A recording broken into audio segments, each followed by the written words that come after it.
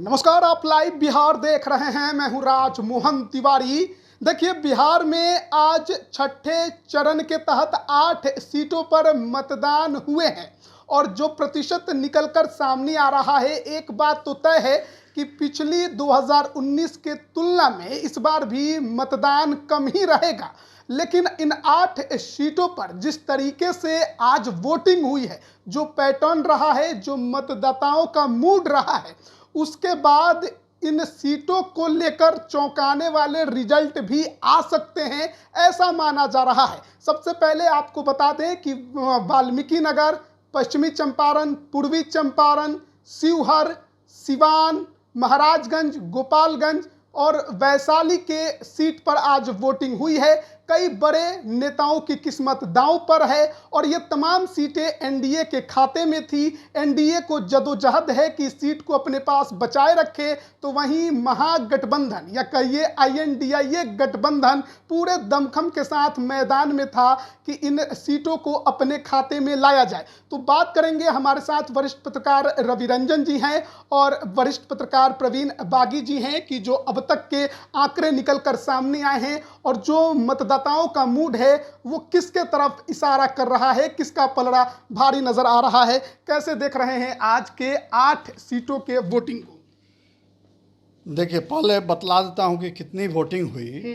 तो ये देख करके जो आंकड़े आ रहे हैं वो देख करके लगता है कि बिहार एक बार फिर पिछड़ गया। लाख राजनीतिक सजगता है और लाख भाजपा के पन्ना प्रमुख हैं और प्रशासन का जागरूकता अभियान है। ये सब बिहार में आकर ठहर गया है और उसका कोई असर नहीं दिखता है। जिस तरह से पिछले 4-5 चरणों में वोटिंग का रेशियो कम रहा, उसी तरह इस बार भी कम रहा, वोटिंग कम हुई है। और वाल्मीकि नगर में 54% से थोड़ा सा अधिक वोटिंग हुआ है। ये शाम 5 बजे तक का आंकड़ा है, जब मतदान बंद हो चुका है। और 2019 में 62% के लगभग हुआ था।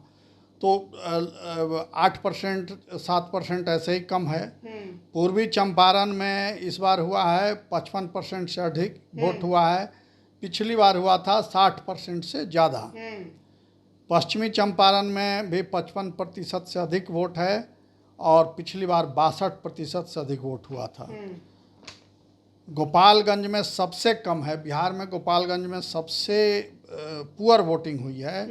वहाँ 46.77% वोटिंग हुई है, जबकि 2019 में वहाँ 55.78% 7-8% वोटिंग हुई थी। और महाराजगंज में भी कम ही वोटिंग है, 49% से थोड़ा अधिक है वहाँ। और पिछली बार यानी 2019 में 53% से अधिक यानी 54% कह सकते हैं, 54% वोटिंग हुई थी। शिवहर में भी 54% से थोड़ी अधिक वोटिंग हुई है। पिछली चुनाव में वहाँ 59% से अधिक थी वोटिंग।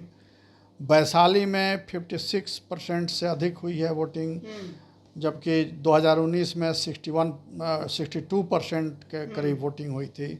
सिवान में भी कम है, यानी सिवान, गोपालगंज और महाराजगंज ये सबसे कम वोटिंग वाले क्षेत्र हैं। वहाँ 47.47% वोटिंग हुई है और पिछले चुनाव में वहाँ 54% से अधिक वोटिंग हुई थी।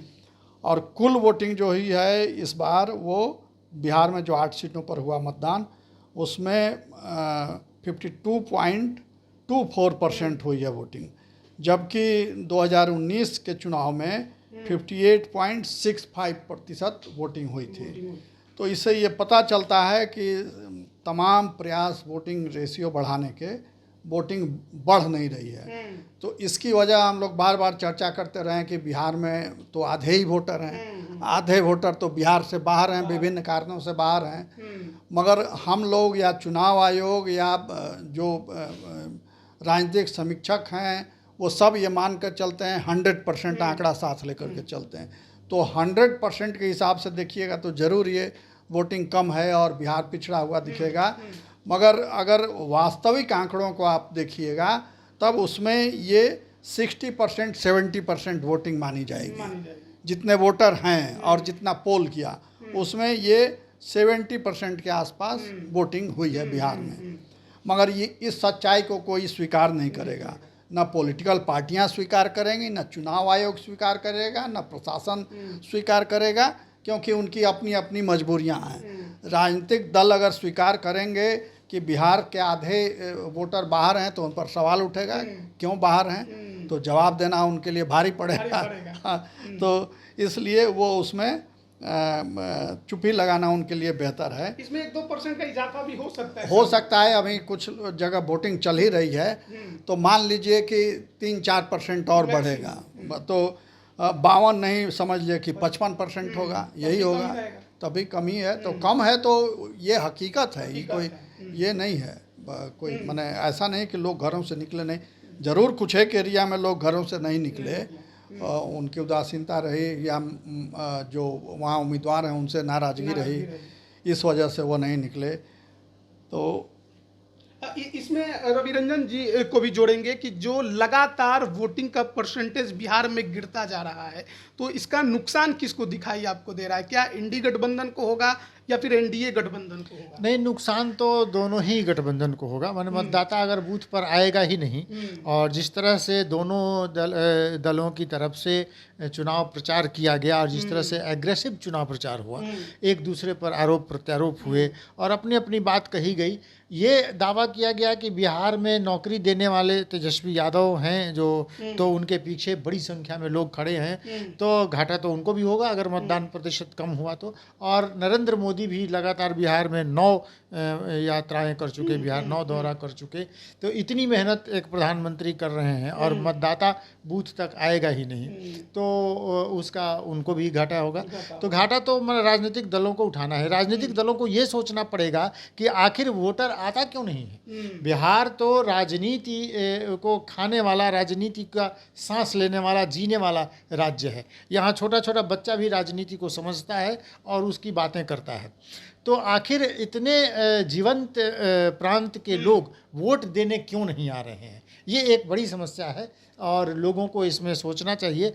पलायन एक बड़ी समस्या जरूर है, लेकिन क्या हाल के दिनों में राजनीतिक दलों का जो चरित्र रहा है उसके कारण मतदाताओं में उदासीनता है नेताओं के प्रति कि ये सब ऐसे बकवास करते हैं तो क्या जाना है, और कोई ना कोई तो जीत ही जाएगा। आप देखें स्नातक स्तर की जो एमएलसी का होता है, उसमें कई ग्रेजुएट हैं जो उन्होंने जाना ही नहीं कि ये भी हमारा अधिकार है और हम वोट देने जाना चाहिए।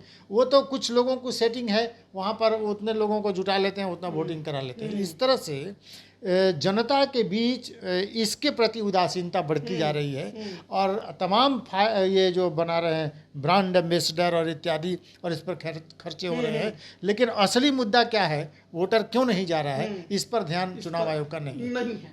अब आज उसमें एक और दिलचस्प बात है जो चुनाव आयोग की चर्चा इन्होंने की। चुनाव आयोग की दक्षता यही है कि आज दिल्ली में भी मतदान हुआ और जयशंकर जो विदेश मंत्री हैं वो पिछले बार जहां उन्होंने वोटिंग किया था वो गए, तो वहां पता चला कि उनका नाम ही नहीं है, नाम ही नहीं, गायब है उस बूथ से। तो वो चले आए, फिर किसी ने उनको सूचना दिया कि आपका वहाँ है। तो ये चुनाव आयोग जब महत्वपूर्ण व्यक्तियों के साथ इस तरह की हरकत करता है, बगैर सूचना दिए नाम इस बूथ से उस बूथ कर देना, तो आम आदमी के साथ क्या उसका व्यवहार है ये आप समझ सकते हैं। बगैर सूचना दिए नाम बदल देना ये तो एक बहुत बड़ा अपराध है और आप उसको वोटिंग के राइट से वंचित करने का साजिश रच रहे हैं। तो चुनाव आयोग को इस पर ध्यान देना चाहिए और वोटर लिस्ट पर कड़ी मशक्कत होनी चाहिए, पूरा एक्सरसाइज करने की ज़रूरत है उस पर। वोटर लिस्ट बहुत त्रुटिपूर्ण है, उसमें आधे अधूरे तरीके से लोग काम करते हैं, जो भी उसको अपडेट करने का काम करते हैं, तो उसके लिए बढ़िया तरीके से एक्सरसाइज करने की ज़रूरत है। देखिए 8 सीटों पर वोटिंग हुई और दिन भर कई तरह की खबरें हमने देखी, कई तस्वीरें देखी जो कि लोकतंत्र के लिए बहुत ही ज़्यादा शानदार भी थी जब 112 वर्ष के उम्र की महिला वोट देने जाती, लेकिन कई ऐसी तस्वीरें भी थी जहां पर वोटर नाव पर बैठकर जा रहे थे पोलिंग बूथ पर वोट देने। कहीं पर झगड़े का भी हमने देखा, बीना देवी के खिलाफ माहौल वैशाली के अंदर देखा गया जब उनकी गाड़ी रोक दी दी गई, कई बूथों पर बोगस वोटिंग की खबर निकलकर सामने आई, कई बूथों पर बहिष्कार मतदाताओं ने कर दिया क्योंकि रोड नहीं है, पुल नहीं है, इसको लेकर। तो ये तमाम घटनाएं आज इन 8 सीटों पर हमें देखने को मिली। लेकिन अब बात कर लेते हैं मतदाताओं के मूड का कि आखिरकार इन 8 सीटों पर उनका मूड क्या था और जो वोटिंग हुई है उससे पलड़ा किसका भारी दिखाई देता है। सबसे पहले चर्चा वाल्मीकि नगर, पश्चिमी चंपारण, पूर्वी चंपारण और शिवहर की करते हैं। इन 4 सीटों का क्या हाल है? देखिए, इसमें जो है पूर्वी चंपारण में बहुत कड़ा मुकाबला है। अच्छा, संजय जायसवाल पश्चिमी चंपारण, बेतिया में, हाँ पश्चिमी चंपारण में संजय जायसवाल और कांग्रेस के मदन मोहन तिवारी जो पूर्व विधायक हैं, इनके बीच बहुत कड़ा मुकाबला है। और वहाँ भाजपा के अंदर जो गुटबाजी है उसका भी असर देखने को मिला। इससे क्षति होती दिख रही है संजय जायसवाल को, क्योंकि जब वो अध्यक्ष थे तो उस क्षेत्र से कई नेताओं के, कई सिटिंग विधायकों के टिकट काटे गए थे, तो वो दोष लगा कि संजय जायसवाल के चलते ये टिकट कटा है। तो वो नाराज़गी अभी इस चुनाव में दिखी, तो उससे उनको हानि हो रही है। मगर फिर भी ये उन पर यह भी संजय जायसवाल पर आरोप लगा कि वो एक कॉकस से घिरे रहते हैं और उन्हीं लोगों के बीच उनका उठना बैठना होता है। आम कार्यकर्ताओं तक वो मिलते नहीं हैं, कार्यकर्ता पहुंच नहीं पाते वहां तक। तो ये, मगर कुल मिला के ये कहा जा रहा है कि मार्जिन कम हो जाएगा मगर निकल जाएंगे संजय जायसवाल। मगर मुकाबला कड़ा है, हाँ, तो उसमें बहुत निश्चिंत तरीके से कुछ नहीं कहा जा सकता है। और जो दूसरी सीट है मोतिहारी, वहाँ वो आगे हैं, इसमें कोई विवाद नहीं है। राधा मोहन सिंह वहाँ आगे चल रहे हैं। जो वोटिंग का ट्रेंड वहाँ दिखा और जो मतदाताओं से लोगों ने बातचीत की, उससे यही रिजल्ट निकला है कि वो आगे हैं और सेफ साइड में है, सेफ सुरक्षित पोजीशन में है। मुकेश सहनी के राजेश कुशवाहा कुछ बड़ा करिश्मा नहीं कर पाएंगे, वहाँ करते हुए नहीं दिख रहे हैं। नहीं काम आया। हाँ, कुशवाहा कार्ड वो काम नहीं आया अभी तक, तो यही दिख रहा है। अब फाइनल क्या है वो तो 4 जून को पता चलेगा। फिर आप सिवान की चर्चा कर लें हम। सिवान में भी बड़े कांटे की टक्कर है। जिस तरह की टक्कर पश्चिमी चंपारण में है, बेतिया में, उसी तरह की टक्कर सिवान में है। अच्छा। और वहाँ ये है कि राजद के जो उम्मीदवार हैं, पूर्व विधानसभा अध्यक्ष अवध बिहारी चौधरी जी, वो मुख्य मुकाबले से किनारे हो गए हैं। और वहाँ जदयू की जो हैं विजय लक्ष्मी कुशवाहा और हिना साहब जो निर्दलीय उम्मीदवार हैं, साहबुद्दीन की पत्नी हैं, उनके बीच बहुत कड़ा कांटे की टक्कर है वहाँ। और जो एनडीए का कोर वोटर है वो बताया जा रहा है कि शिफ्ट हो गया है हिना साहब के साथ। तो इसलिए एनडीए उम्मीदवार की मुश्किलें वहाँ बढ़ी हुई हैं। अच्छा। और वहाँ के बारे में भी एनडीए का वोट बहुत बिखराव हुआ वहाँ। हाँ, और MY समीकरण में भी बिखराव हुआ। वो भी वाई समीकरण जो है वो वाई वोट आ गया हिना साहब के साथ। वाई वोट आ गया। हाँ, यादव का एक हिस्सा। अच्छा। जो उनसे प्रभावित रहा है। और एम तो खैर उसमें कोई संदेह ही नहीं है। एम वोट हिना साहब आगे निकल सकती हैं। हाँ, हिना साहब आगे निकल सकती हैं। इसमें माने बहुत निश्चिंतता पूर्वक कुछ भी वहाँ के बारे में, सिवान के बारे में कहना ठीक नहीं होगा, क्योंकि बड़ा मुकाबला वहाँ कठिन है। और कठिन मुकाबला में फंसे हुए हैं जदयू के उम्मीदवार और अवध बिहारी चौधरी जी। फिर आपको शिवहर का है। शिवहर में लवली आनंद और ऋतु जायसवाल के बीच बहुत कड़ा मुकाबला है। मगर ये कहा जा रहा है कि जो नाराज़गी थी वैश्य मतदाताओं में, जिसको लेकर के एनडीए में चिंता थी कि क्या होगा, कैसे होगा, मगर ये कहा जा रहा है कि उनको बहुत हद तक मना लिया गया। और जो रूठे मतदाता थे वैश्य जाति के, वो टर्न कर गए और एनडीए के साथ उन्होंने वोटिंग की, यानी लवली आनंद के लिए वोटिंग की है। अब सच्चाई तो पता चलेगा वही मतदान के बाद, मतगणना के बाद 4 तारीख को। तब तक के लिए इंतज़ार करना पड़ेगा। गोपालगंज में सबसे कम वोटिंग हुई है। और इसकी वजह लोग ये बता रहे हैं, जो सत्तारूढ़ वहाँ के सांसद हैं डॉक्टर आलोक, वो उनसे लोगों की बहुत नाराज़गी है। उन्होंने काम नहीं किया, लोगों के साथ उनका संपर्क नहीं रहा। हालांकि एक वर्ग ये भी कह रहा है कि कोई मुकाबला ही नहीं है वहाँ, मगर मुकाबला नहीं है तो वोटिंग इतनी कम हुई क्यों, ये समझ में नहीं आ रहा है। तो इसलिए वहाँ भी उनकी और ख़ास करके ये सूचना है कि भाजपा के जो वोटर थे वो ज़्यादा उदासीन दिखे वहाँ गोपालगंज में। तो वहाँ भी रिजल्ट फंसा हुआ है। वीआईपी कैंडिडेट है वहाँ पर। हाँ, वीआईपी कैंडिडेट है, तो कुशवाहा वोट और उधर गया है, मल्लाह वोट भी उधर, निषाद वोट, ये सब चीज़ें उधर गई हैं। तो इसलिए वहाँ सीट भी बहुत निश्चिंतता पूर्वक नहीं कहा जा सकता कि कौन जीतेगा कौन हारेगा, क्योंकि कठिन मुकाबला वहाँ भी फंसा हुआ है। अच्छा, अब इन तमाम सीटों पर एक बार रवि रंजन जी की राय ले लेते हैं। आप कैसे देख रहे हैं पूर्वी चंपारण पश्चिमी चंपारण की लड़ाई को? देखिए, इसमें एक नई बात यही है कि बेतिया वाली सीट जो है, जो संजय जायसवाल को ये कहा जा रहा था कि वो हर हाल में जीतेंगे, उनकी सीट फंसती हुई नज़र आ रही है। और वहाँ पर मदन मोहन तिवारी जो कैंडिडेट हैं, आप देखिए इसमें एक ट्रेंड देखिए।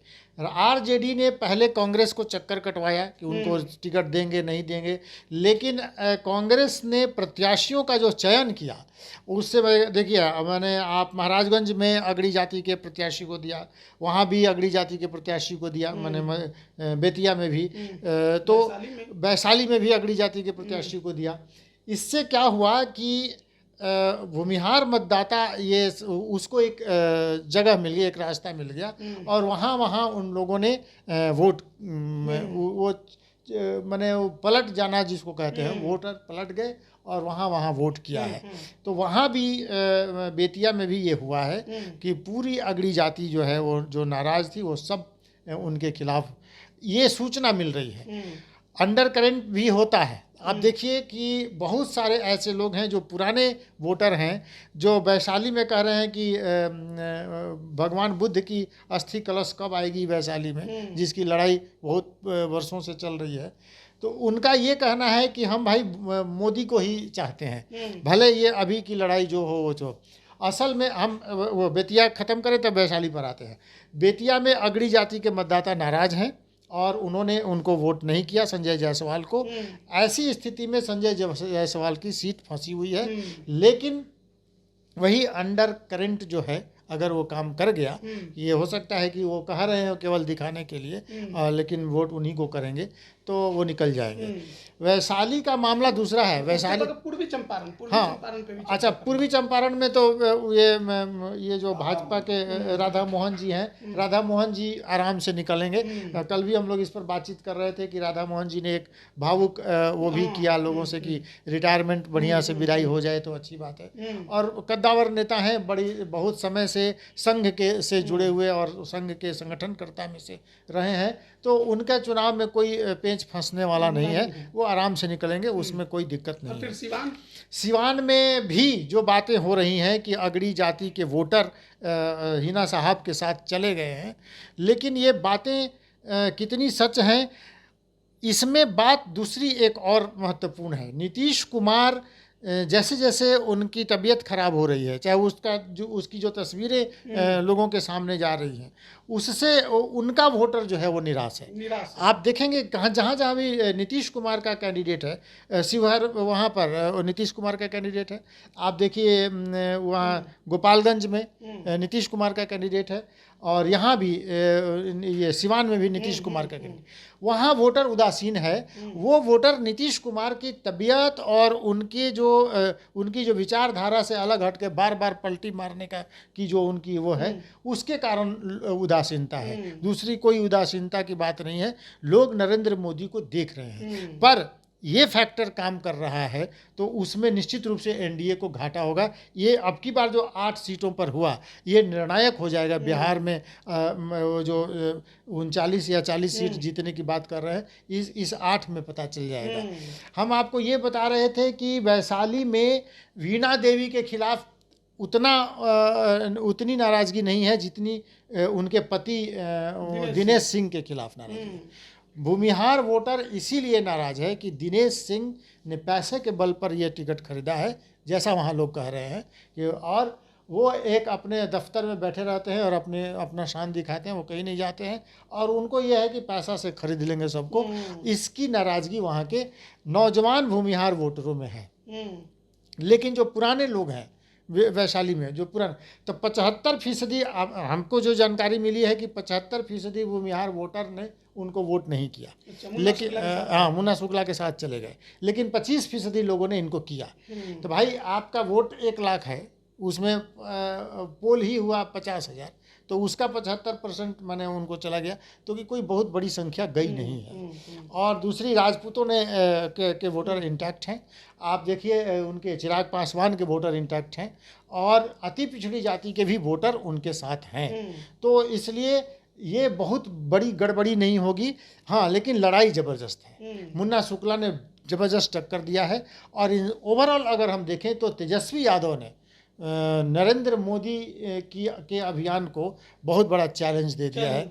और जगह जगह जहाँ भी ये मिल रहा है कि एनडीए मुश्किल में है, तो उसके कारण तेजस्वी यादव का चुनाव प्रचार है। तेजस्वी यादव को लोग एक बिहार के नेता के रूप में, युवा नेता के रूप में देख रहे हैं और इसलिए उनके पक्ष में वोट पड़ रहा है। सिर्फ गोपालगंज के बारे में क्या कहेंगे? गोपालगंज में भी हमको नहीं लगता है कि जदयू की सीट वो जो है वो फंसेगी, वो निकल जाएगी। लेकिन गोपालगंज में एक ये मल्लाह वीआईपी के प्रत्याशी को जो दिया है, प्रेमनाथ चंचल। अच्छा, प्रेमनाथ चंचल भी पुराने वो हैं, भाजपाई हैं। प्रेमनाथ चंचल भी पुराने भाजपाई हैं। तो पिता को निकाल दिया। उन्होंने खुद ही त्याग पत्र दे दिया। अच्छा, खुद ही त्याग पत्र दे दिया। हाँ, तो गोपालगंज की सीट भी माने हाँ ना में तो जरूर है और ये लग रहा है कि जदयू की मुश्किल बढ़ी हुई है। लेकिन वहाँ कैंडिडेट कौन है? विरोध में जो कैंडिडेट है, प्रेमनाथ चंचल कोई इस तरह के कैंडिडेट नहीं है कि जदयू के प्रत्याशी को वो चैलेंज कर सके। हाँ, वहाँ वोटिंग कम हुआ है, लेकिन वोटिंग कम, अगर वोटिंग ज़्यादा हुई होती तो ये लगता कि प्रत्याशी के खिलाफ लोग वोट कर रहे हैं। वोटिंग कम हुई है तो ठीक है, जो प्रत्याशी पहले जीता हुआ था। सवाल तो उठेंगे कि किनके वोटर घर से नहीं निकले। हाँ, ये आप कह सकते हैं कि इनके वोटर घर से नहीं निकले। लेकिन भाई जो बाहर गए हैं वोटर, वो ज़्यादातर मजदूरी करने वाले, खेती करने वाले, किसानी करने वाले, लोहा पीटने वाले, वही लोग बाहर गए हैं और वही वोटर अपने गांव पर नहीं है। तो वोटर रहेगा तब ना बूथ पर जाएगा। तो इन सब इलाकों में ये एक बहुत बड़ी समस्या है। लेकिन भाई हम ये कह रहे हैं कि इन 8 सीटों पर एनडीए की मुश्किल है, जिनमें 4 तो माने शिवहर, वैशाली, सिवान और 1 सीट आप महाराजगंज को भी ले सकते हैं। महाराजगंज पे चर्चा करेंगे, लेकिन उससे पहले प्रवीण बागी जी से वैशाली पर रिएक्शन ले। वैशाली कहना है रवि रंजन जी का कि निकल जाएगा, बीना देवी निकाल लेंगे। वैशाली के बारे में देखिए, परस्पर विरोधी सूचनाएं मिल रही हैं। एक सूचना ये है कि भूमिहार सारे टर्न हो गए मुन्ना शुक्ला यानी राजद के साथ।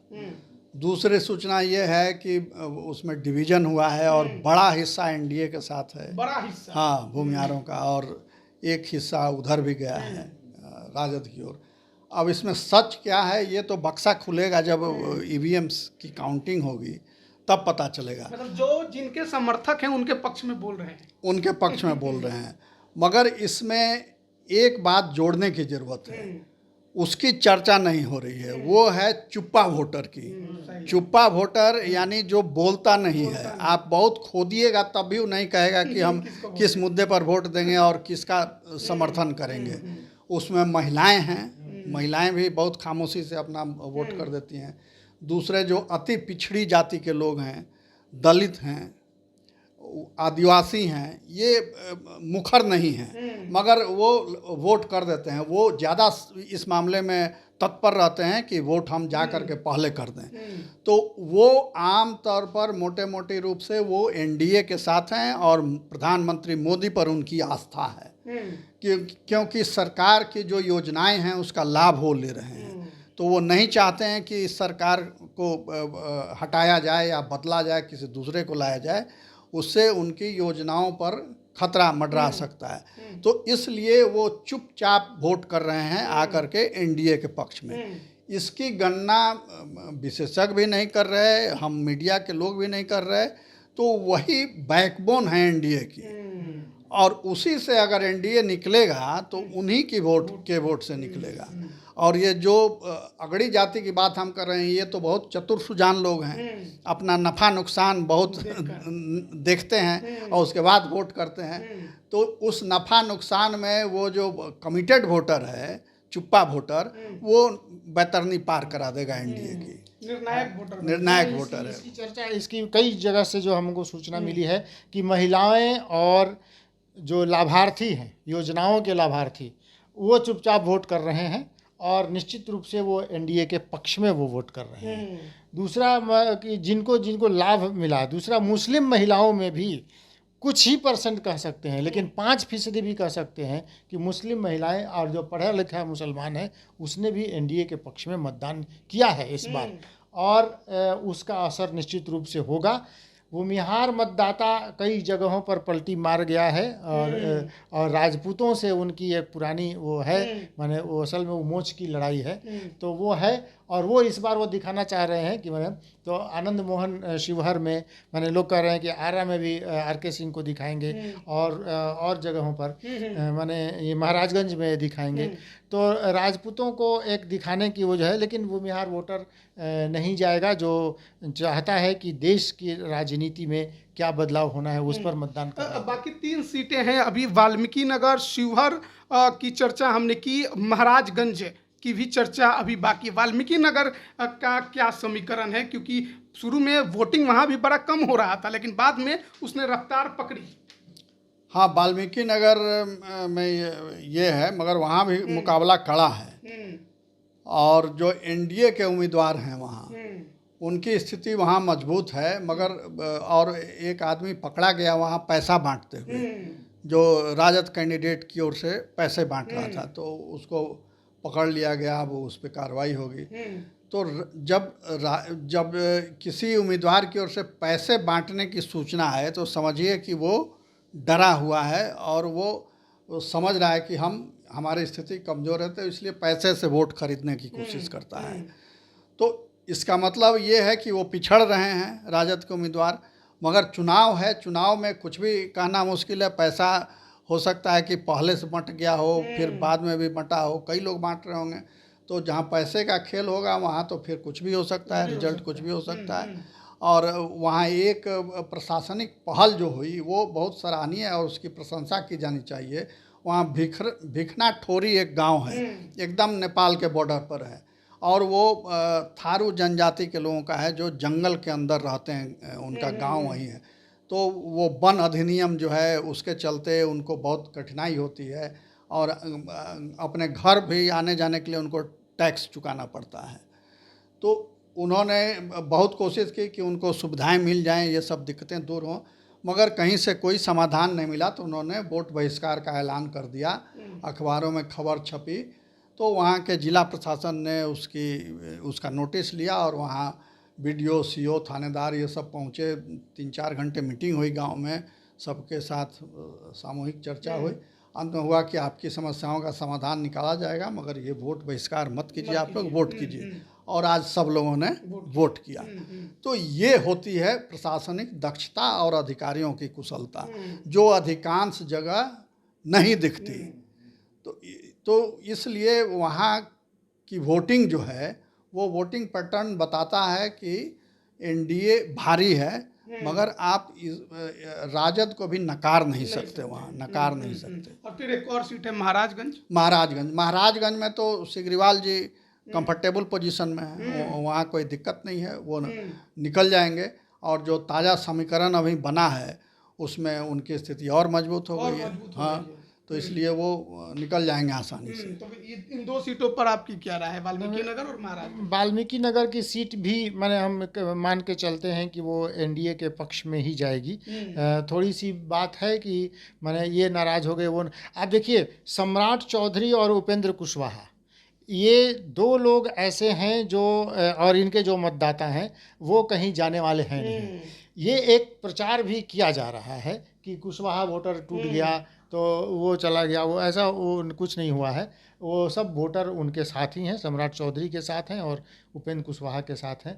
हाँ, तेजस्वी यादव ने जो माहौल बनाया है कि ये बिहार में बेरोजगारी के सवाल पर हमने इतना बड़ा काम किया और 2.5 लाख से ज़्यादा शिक्षकों की बहाली हुई और आएंगे तो इतनी नौकरी देंगे, तो नौजवान जो हैं वो उनको तो भाई जहाँ भी नौकरी मिलेगी वहाँ वो जाएंगे।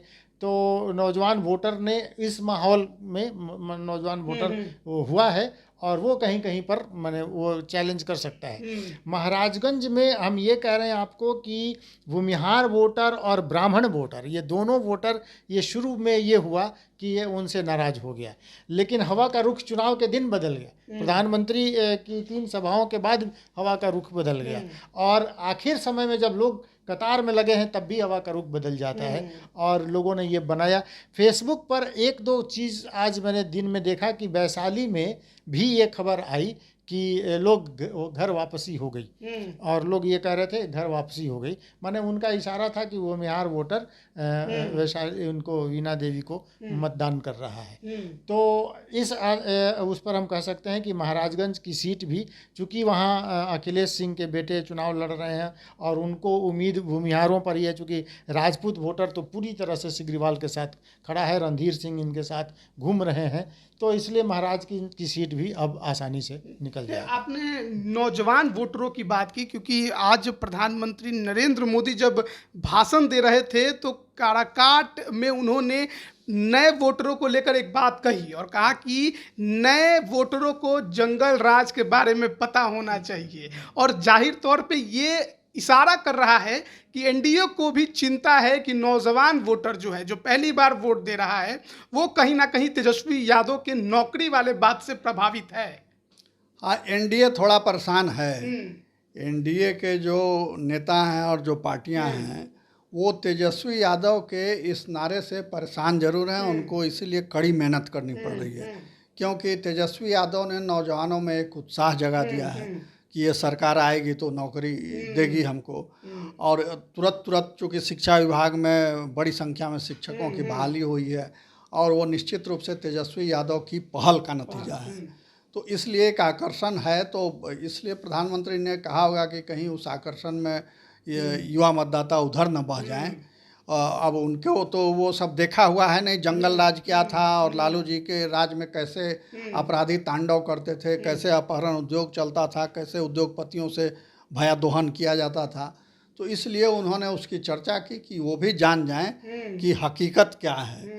नकाब के पीछे जो चेहरा छुपा है वो उस चेहरे की सच्चाई से वो नए मतदाताओं को अवगत करा रहे थे। एक और बात कही उन्होंने कि चुनाव खत्म होने के बाद जो लैंड फॉर जॉब के मामले में फंसे हैं उनका जेल जाना तय है, गारंटी है।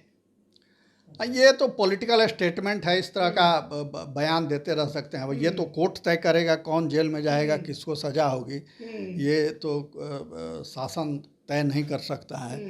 तो ये एक पॉलिटिकल बयान था अपने कार्यकर्ताओं का मनोबल बढ़ाने के लिए और विरोधी खेमे में भय का माहौल पैदा करने के लिए इस तरह के बयान दिए जाते हैं। काराकाट की सभा में नौजवानों की तरफ जो उनका इशारा था, असल में वो बीजेपी माने एनडीए का वो डर है जो लग रहा है कि काराकाट में पवन सिंह के साथ जो नौजवान हैं वो एक बड़ा चैलेंज खड़ा कर चुके हैं। पवन सिंह के बारे में ये कहा जा रहा है कि उन्होंने माहौल बना दिया है और उपेंद्र कुशवाहा मुश्किल में पड़ गया है।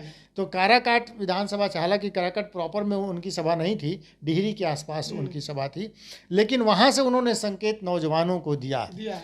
चैलेंज तो माने उनका इशारा तो आरजेडी पर, हमला तो आरजेडी पर ही करना था उनको, चूँकि बिहार में आरजेडी से ही उनको लड़ना है, तो उन्होंने आरजेडी को निशाने पर रखा। लेकिन नौजवान साथियों को इसलिए कहा कि काराकाट में पवन सिंह ने एक माहौल बना दिया है। लेकिन दूसरी बात है कि काराकाट जो प्रॉपर इलाका है, माने आप देखिए कितना विशाल वो जो भी परिसीमन में बना उस समय, तो विक्रमगंज से लेकर डिहरी तक वहाँ माने ये विशाल काराकाट लोकसभा क्षेत्र है। तो पवन सिंह का एक इलाके में प्रभाव है जहाँ पर वो अपना काम कर रहे हैं, लेकिन बाकी जो राजपूत नौजवानों को पवन सिंह ने अपनी तरफ कर लिया है, लेकिन बाकी लोग समझ रहे हैं कि उनको कहा हम राजा राम सिंह भाकपा माले के प्रत्याशी हैं। राजा राम सिंह अगर लड़ेंगे वो करेंगे तो माले वहाँ से जीतेगा।